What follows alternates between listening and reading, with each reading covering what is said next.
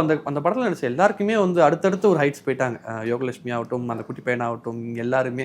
அது பார்க்கும்போது உங்களுக்கு எப்படி இருந்துச்சு? செம்ம சந்தோஷமா இருக்குங்களா? ரொம்ப சந்தோஷமா இருக்கு. நீங்க இப்போ யோகலட்சுமி, கமலேஷ் மட்டும் சொல்றீங்க. அதுல நடிச்ச மிச்சம் எல்லாருமே எனக்கு ஒருத்தங்களா எனக்கு கால் பண்ணாங்க. எல்லாருமே கால் பண்ணி, அபி நான் அடுத்து என்ன படம் பண்றது தெரியுமா, இந்த படம் பண்றேன் அப்படின்னுவாங்க.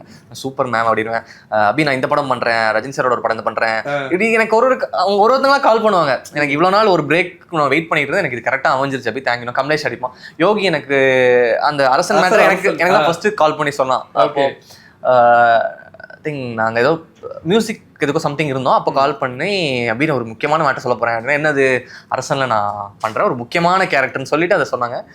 அது அதான் எனக்கு அது ரொம்ப சந்தோஷமா இருந்துச்சு. பரவாயில்ல, எல்லாருமே அதுல இருந்து கொஞ்சம் ஒரே டைம்ல வளர்றது இருக்கு இல்லையா, அது ரொம்ப நல்ல விஷயம். ஓகே. சுந்தரபாண்டியனோட அந்த டெல்டட் சீன், அது வந்து படம் எங்களுக்கு பெருசா லென்த்தா இல்லை, எங்களுக்கு இந்த சீன் உள்ள வச்சிருக்கலாமே அப்படிங்கிற எண்ணம் தான் வந்துச்சு அதை டெல்டட் சீன் பார்க்கும்போது. அது எடுத்தது அது நிறைய பேர் என்கிட்ட சொன்னாங்க. எனக்கு என்னன்னா அந்த இடத்துல சிம்ரன் மேம் மட்டும் தான் ஹைலைட் ஆகும்னு நான் நினைச்சேன்.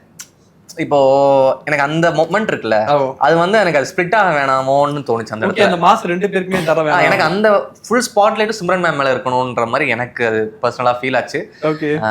ஏன்னா சசி சார் நம்ம வந்து எப்போ வேணா அது திரும்ப திரும்ப அது பண்ணலாம். எனக்கு அந்த சிம்ரன் மேம் வச்சு எப்போ அடுத்து எப்போ அதை பண்ண முடியுன்றது எனக்கு தெரியல. அந்த மொத்த ஸ்பாட்லைட் சிம்ரன் மேம்ல இருக்கணும்னு நினைச்சேன். இது சசி என்ன சொன்னாரா? இல்ல அவரு அதெல்லாம் ஏன்டா அவருக்கே எங்கடா அப்படின்னாரு. சரில சார் அப்படின்னு, சரி ஓகே விடு அப்படின்ட்டாரு.